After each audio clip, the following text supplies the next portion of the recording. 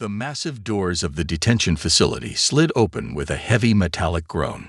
General Dax's footsteps echoed through the corridor, each step making the metal floor vibrate under his enormous weight. His green-scaled skin gleamed under the harsh white lights, and the metals on his chest clinked together as he walked. Behind him, a group of nervous officers struggled to keep up with his long strides. "Show me the new prisoners," he commanded, his deep voice bouncing off the walls. "I want to see what sorry specimens our patrols caught this time." The detention facility sat on planet Crucible, a world famous for its crushing gravity and thick atmosphere. The stellar Dominion had chosen this planet specifically because its harsh conditions weakened most species, making it the perfect place to break the spirit of captured warriors. Officer Reed, a thin alien with blue skin and 4 arms, quickly tapped on his datapad. "Yes, General. We captured 15 warriors from 7 different species during our last raid. They're being held in Block C." General Dax's yellow eyes narrowed as they approached the holding cells. Through the energy barriers, he could see the prisoners. Most were impressive specimens. There was a rock-skinned warrior from the granite plains of Tekar, 3 scaled fighters from the warrior clans of the Midnight Nebula, and even a rare crystal being from the Diamond Worlds. The general walked slowly past each cell, studying the prisoners. Some glared back at him defiantly, while others cowered in the corners of their cells. The high gravity of planet Crucible was already affecting them. Even the strongest among them moved slowly, their bodies fighting against the increased weight of their own limbs. "Pathetic," General Dax muttered, watching a muscular prisoner struggle to stand. "They look strong, but none of them have real warrior spirit. Break them quickly and add them to the labor camps." That's when Officer Reed cleared his throat nervously. "There's one more prisoner, General. We're not quite sure what to make of this one." The general followed Officer Reed to the last cell. When he looked inside, he had to stop himself from laughing out loud. The prisoner inside was smaller than all the others, with no obvious defensive features at all. No armor plates, no claws, no extra limbs, just soft-looking pink skin and a simple prison uniform. The prisoner sat quietly in a corner, appearing completely ordinary. "What is this?" General Dax roared with laughter, turning to his officers. "Did someone accidentally capture a maintenance drone's pet? This is the weakest excuse for a warrior I've ever seen." The other officers joined in the laughter, though Officer Reed remained unusually quiet. The prisoner in the cell didn't react to their mockery, just watched them with calm, observant eyes. "Put this one in the lowest security section," General Dax ordered, wiping tears of amusement from his eyes. "It's barely worth the energy to keep the cell barrier running. Probably some civilian who got mixed up in the raid by mistake." As the inspection group turned to leave, Officer Reed glanced at his datapad one last time. His eyes widened slightly as he read the species designation, and his hands began to tremble. But before he could say anything, General Dax was already striding away, still chuckling about the weak prisoner. The being in the cell remained silent, watching them go. Despite the crushing gravity of planet Crucible, its posture remained perfectly straight, and in its eyes there was something that none of the officers had noticed. Not fear, not despair, but patience. The patience of a species that had evolved to outlast every challenge it had ever faced. A species called human. 3 days had passed since the initial inspection, and General Dax couldn't get the strange prisoner out of his mind. Something about the creature's calm demeanor bothered him. Most prisoners showed fear, anger, or despair, but this one showed nothing but quiet observation. "Bring me everything we know about the small one," he ordered Officer Reed during their morning briefing. The blue-skinned officer's 4 hands moved quickly across multiple datapads. "The prisoner calls himself Tom," Officer Reed reported. "He was captured during the raid on Trading Station 7, where our forces found him fighting alongside the station's defenders." General Dax frowned. "Fighting? That weak thing." He stood up from his massive command chair, making the floor creak under his weight. "Show me the combat footage." The holographic display flickered to life, showing scenes from the raid. The general's eyes widened as he watched the small prisoner move through the battle. While the other defenders tried to match the Dominion soldiers' strength, Tom used the station's architecture to his advantage. He was never where the soldiers expected, appearing from vents and maintenance tunnels, striking quickly and vanishing again. Interesting tactics for a weak species, General Dax muttered. But tricks and hiding spots won't help him here on Crucible. He turned to his officers. Move him to the main holding area with the other prisoners. Let's see how he handles himself there. The transfer happened during the facility's designated rest period. 2 guards moved Tom from his isolated cell to the large common area where the other prisoners were kept. The space was designed to force interaction, with nowhere to hide and constant observation. The other prisoners took notice immediately. The rock-skinned warrior from Tekker, nearly 3 times Tom's size, approached first. His heavy footsteps shook the floor as he walked, each step a struggle against Crucible's intense gravity. "Look what they sent us." The warrior rumbled, his voice like grinding stones. "A soft thing that will break in the first hour." The other prisoners gathered around, forming a circle of towering aliens all staring down at the human. Tom stood quietly in the center, his posture relaxed despite being surrounded by creatures that could easily tear him apart. The rock warrior reached out with one massive hand, probably intending to lift Tom off the ground. But Tom wasn't there anymore. He had stepped aside with such casual ease that it took everyone a moment to realize what had happened. The rock warrior stumbled, thrown off balance by his own momentum and the heavy gravity. Before he could recover, Tom was behind him, speaking in a calm, clear voice. "I think we'd all rather rest than fight," he said. "This gravity is tiring enough without adding unnecessary exercise." The way he said it, not a threat, not a boast, just a simple statement, made several prisoners step back. The rock warrior turned, his crystalline eyes glinting with anger, but also confusion.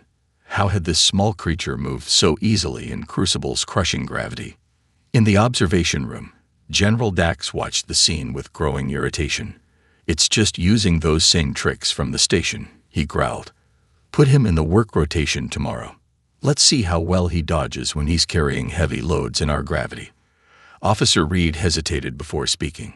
"Sir, there's something about his species designation that you should know." "Enough."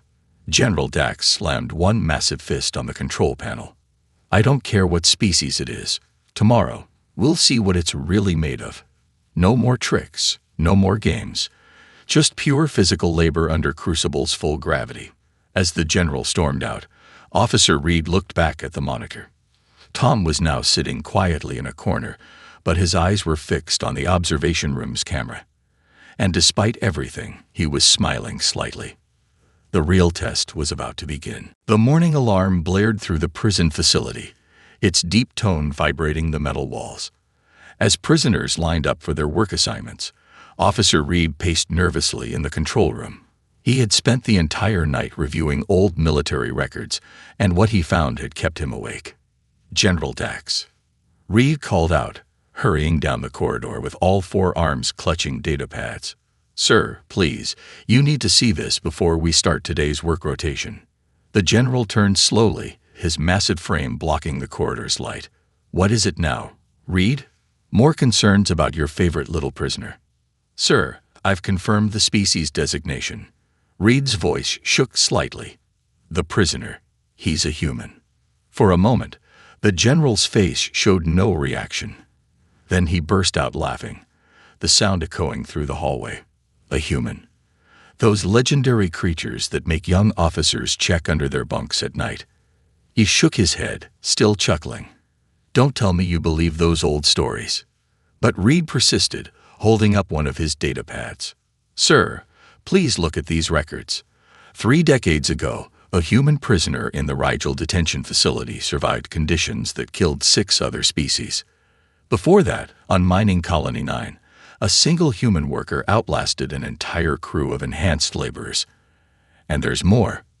"Enough." General Dax snatched the data pad and tossed it aside. "I don't need stories and legends. I need workers who can handle Crucible's gravity. Now, let's see how your precious human does with real work." In the prison yard, Tom stood with the other prisoners as guard drones assigned their tasks. The morning sun beat down mercilessly, its heat amplified by Crucible's dense atmosphere. Even standing still was an effort in the crushing gravity. The rock warrior from yesterday watched Tom with wary eyes. "You moved well last night, soft one," he rumbled. "But tricks won't help you carry heavy loads." Tom just nodded politely. "We'll see how the day goes." A guard drone hovered over to their group. "Section 12 needs clearing. Transport all debris to the processing center." The drone projected a map showing a field of broken machinery and metal scraps, each piece weighing significantly more than usual in Crucible's gravity. As the prisoners spread out to begin work, Officer Reed watched from the observation tower. His top hands gripped the railing while his lower ones fidgeted with another datapad. "General, there's one more thing you should know about humans." "What now?" General Dax asked, irritation clear in his voice. "Their home planet. It's mostly covered in water, but they evolved as persistence hunters on the dry parts. They would chase prey until it collapsed from exhaustion. Their bodies," Reed swallowed hard, "their bodies are optimized for endurance, not immediate strength." The general waved dismissively. "Wonderful. So our little human is good at walking. That won't help much with." He stopped mid-sentence, staring at the yard below. While other prisoners struggled to drag or carry single pieces of debris, Tom had developed a system. He'd move smaller pieces first, creating a path through the field. Now he was using leverage and carefully planned movements to roll larger pieces along this path, conserving energy while maintaining a steady pace. "It's not just about walking, sir," Reed said quietly. "They can regulate their body temperature better than almost any species we know. They heal quickly from muscle strain. And most importantly," he looked down at his datapad again, "they get stronger when faced with harsh conditions. Their bodies adapt."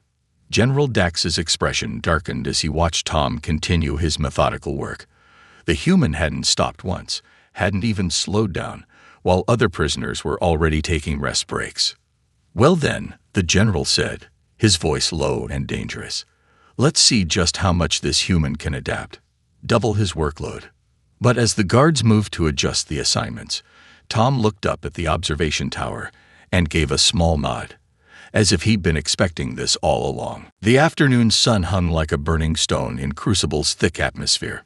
3 days had passed since Tom's workload had been doubled, and General Dax's frustration had grown with each report. Not only had the human maintained his pace, but he seemed to be moving more easily now, as if he was getting used to the crushing gravity. "This ends today," General Dax announced to his officers.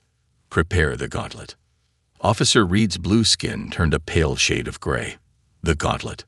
"Sir, we haven't used that since the incident with the Crystal Warriors. 3 of them died. Then we'll finally see what breaks this human." The general's yellow eyes gleamed. "Bring all prisoners to the arena. They should witness this." The gauntlet was a massive obstacle course designed to test the limits of any species. Under Crucible's heavy gravity, every challenge became nearly impossible. Metal poles that needed climbing felt like magnetic columns pulling you down. Gaps that needed jumping seemed to yawn like endless chasms. Even the strongest prisoners avoided looking at it. Tom stood calmly as guards explained the rules. Complete the course or face severe punishment. No time limit, but no rest breaks either. The other prisoners watched from behind energy barriers, the rock warrior shaking his crystalline head sadly. "Begin." General Dax's voice boomed through the speakers. Tom approached the first obstacle, a series of high walls that needed climbing.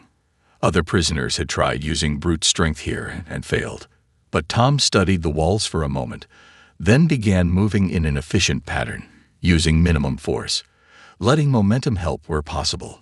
He wasn't fast, but he was steady. "Interesting technique," one of the officers muttered, "but wait until he reaches the hanging bars." The hanging bars were simple in theory. Cross a gap by swinging from bar to bar.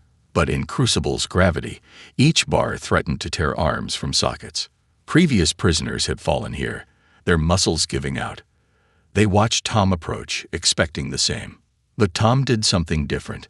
Between each swing, he paused briefly, shaking out his arms, letting his muscles recover. The breaks were short, just a few seconds, but they made a difference. He kept moving, bar after bar, while sweat poured down his face. "Impossible," General Dax growled. "No one maintains this kind of endurance. Activate the heat units." The arena's temperature began to rise. Most species would struggle now, their bodies unable to cope with both the gravity and the heat. But Tom's body was doing something they didn't expect. It was sweating more, using the moisture to cool itself. "Sir," Reed reported, checking his instruments, "his body temperature is remaining stable. Humans, they evolved this cooling system. They can maintain it for hours." The general slammed his fist on the control panel. "Then flood the lower sections. Let's see how well he handles the weight of water in this gravity." Water began filling the final part of the course. Under Crucible's pull, it was like trying to move through liquid metal. Previous prisoners had needed rescue here, their strength totally drained. They watched Tom wade into the water. And then they saw something extraordinary. Tom wasn't fighting the water's weight directly. He was moving with it, using small, efficient movements, keeping his head above water while letting his body find the path of least resistance. "Sir," Reed's voice was barely a whisper now. "The records mention that humans evolved from plains hunters. But before that they were adapted for moving through water. Their bodies remember."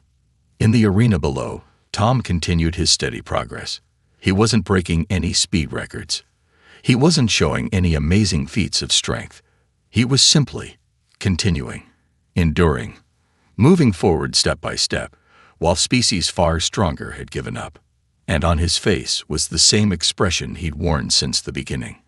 Not determination, not anger, not even pride. Just the patient look of a being whose entire evolutionary history had prepared it for exactly this kind of challenge. General Dax stood in the medical bay, staring at the screens displaying Tom's vital signs. It had been 2 hours since the human had completed the gauntlet, and what the monitors showed made no sense. Instead of showing exhaustion or damage, Tom's body was already recovering, adapting, growing stronger. "Explain this," the general demanded, pointing at the readings. "No species recovers this quickly."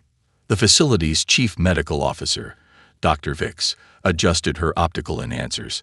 Her tentacles moved across multiple screens as she analyzed the data. "It's fascinating, sir. The human's muscle fibers are actually rebuilding themselves stronger than before. They're adapting to Crucible's gravity." "That's impossible," General Dax growled. "The gravity here cripples most species. Look at this historical data," Dr. Vix continued, bringing up new images. "Humans evolved on a planet where they had to adapt constantly. They lived in deserts, frozen wastelands, dense jungles, and high mountains.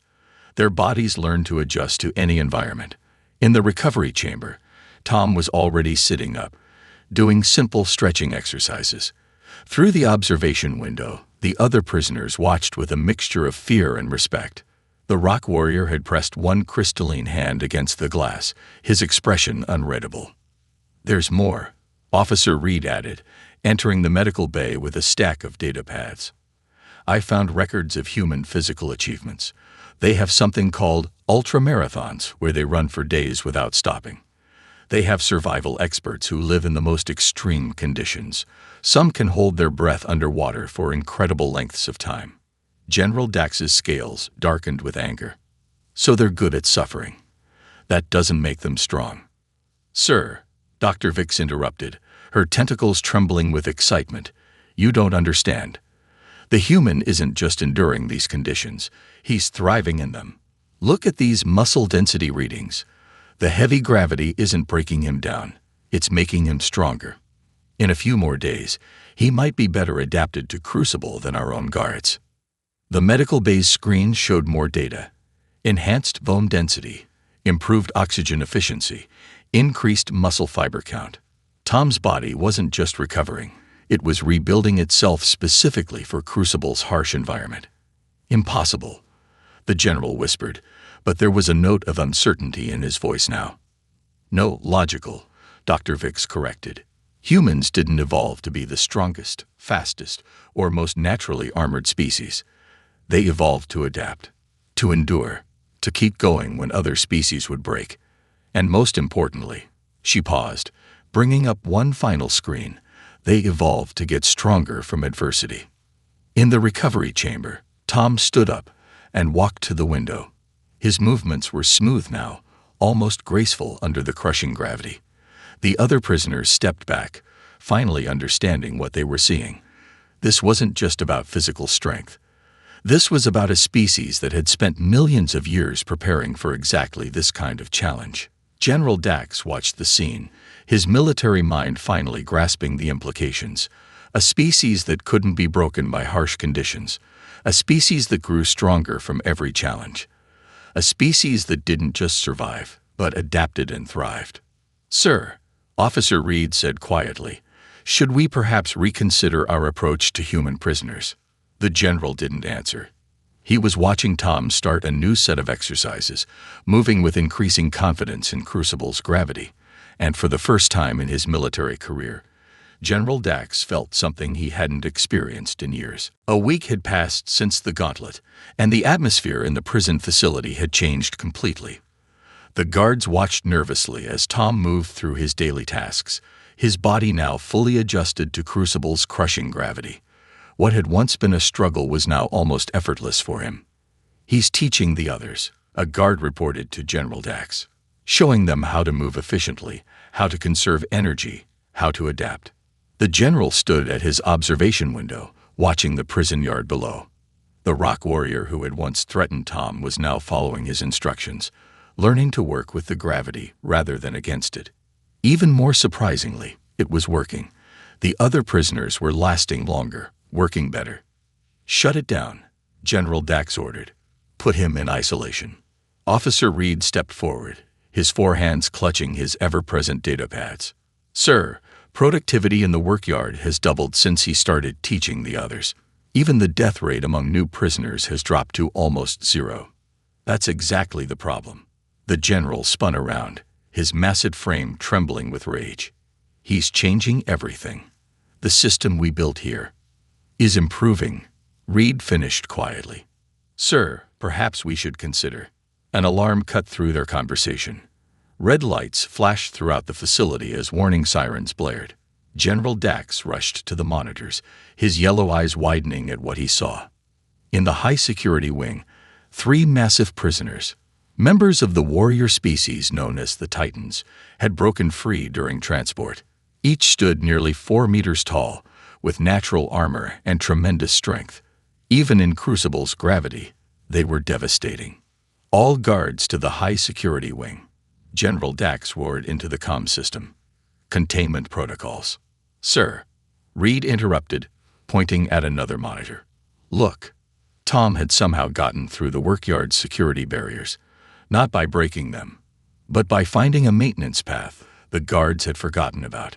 He was moving through the facility with purpose, heading straight for the escaped prisoners. "Stop him," General Dax ordered. "He'll be killed." But Tom was already there, facing the 3 escaped Titans. The creatures towered over him, their armored forms making him look tiny in comparison. The guards watched through security cameras, expecting a quick and brutal end. Instead, they saw a demonstration of everything Tom had learned. He moved like water through Crucible's gravity, never trying to match the Titans' strength, but using their own power against them. When they charged, he wasn't there. When they swung, they hit only air. And slowly, methodically, he kept them moving, kept them working against the gravity they hadn't adapted to. "Remarkable," Dr. Vix commented, having hurried to the control room to watch. "He's using their size against them. In this gravity, every movement costs them tremendous energy. But he's barely breathing hard." One by one, the Titans began to slow. Their movements became sluggish, their attacks desperate. Finally, the last one fell to his knees, completely exhausted. Tom had never thrown a single punch. He had simply let Crucible's gravity do the work for him. The entire facility had watched through various monitors and windows. Prisoners, guards, and officers all stood in silence, witnessing something they'd never seen before, a victory through endurance rather than strength. General Dax gripped the edge of his control panel, leaving deep dents in the metal. "How?" he whispered. How did he know exactly what to do? "Because, sir," Reed answered, reading from his data pad. Humans have a saying from their history. They don't have to be the strongest. They don't have to be the fastest. They just have to be the last one standing. In the high security wing, Tom was already helping the guards secure the exhausted Titans, moving with the same calm efficiency he'd shown since his first day on Crucible. But now everyone watched him differently, not as a prisoner, but as something they had never encountered before, a being who turned adversity into advantage. The command center buzzed with tension as General Dax paced back and forth. 2 weeks had passed since the Titan incident, and the reports on his desk told a story he couldn't ignore. Prison productivity was at an all-time high. Injury rates had dropped to near zero. And in every corner of the facility, prisoners and guards alike whispered about the human who had changed everything. Enough, General Dax finally announced. Bring the human to the combat arena. It's time to settle this personally. Officer Reed's 4 hands trembled as he input the commands. Sir, is this wise? The human has already proven. He's proven nothing. The general's roar shook dust from the ceiling. All he's shown is tricks and patience. Now we'll see how he handles real combat. The arena was Crucible's oldest structure, a circular pit where the gravity felt even heavier than usual. The facility's entire population, prisoners and staff alike, gathered to watch. In the center stood General Dax, his massive frame gleaming under the harsh lights, his natural armor catching the glow of the force field above. Tom entered calmly, walking with the easy grace he'd developed over his weeks on Crucible. He looked almost small next to the general, but no one watching thought of him as weak anymore. One final test, General Dax announced, his voice echoing through the arena. Face me in combat. No tricks, no waiting games. Pure combat. Tom nodded once. As you wish, General. Though I should mention, everything you've seen so far, those weren't tricks. That was just preparation.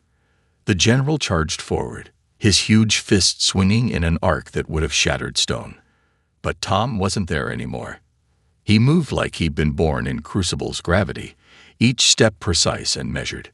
Stand still and fight, General Dax bellowed, attacking again and again. But his mighty swings found only empty air, each miss costing him more energy under the crushing gravity. You still don't understand, Tom said, his voice carrying clearly through the arena. Humans don't fight like this because we're weak. We fight like this because it works. Every failed attack tires you more. Every minute in this gravity drains you faster. While he smiled slightly. I've been living in this gravity for weeks now, adapting, growing stronger. The general's movements were slowing, his breathing becoming labored. His natural armor, so useful in normal combat, now weighed him down even more in Crucible's pull. Meanwhile, Tom's movements remained smooth and efficient. Impossible, General Dax gasped. No species adapts this fast. That's where you're wrong, Tom replied. Adapting quickly is exactly what humans do best. It's not about being the strongest today. It's about being stronger tomorrow than you were yesterday. The general launched one final desperate attack. This time, Tom didn't dodge. Instead, he stepped forward, using the general's own momentum and the planet's gravity to send the massive alien crashing to the ground. The impact echoed through the arena. General Dax tried to rise but found he couldn't. His body, strained by the gravity and exhausted from the fight, had finally reached its limit. He looked up at Tom with new understanding in his yellow eyes. How? He whispered. How did your species become like this? Tom offered his hand to the fallen general. We had to, he answered simply. Our world didn't give us armor or claws or overwhelming strength. Instead, it gave us endless challenges, so we learned to adapt, to endure, to grow stronger from every challenge we faced. The general took the offered hand and rose slowly to his feet. Around the arena, prisoners and guards watched in stunned silence as the facility's most powerful figure bowed his head to the being he had once laughed at. I understand now, General Dax said, his voice carrying to every corner of the arena. Strength isn't just about power. Sometimes it's about never stopping, never breaking, always adapting. Tom nodded. That's the real story of humanity, General. Not that we're the strongest, but that we never stop getting stronger. And in that moment, on a planet designed to break the strongest warriors in the galaxy, a new legend was born. The legend of the species that turned adversity itself into their greatest weapon.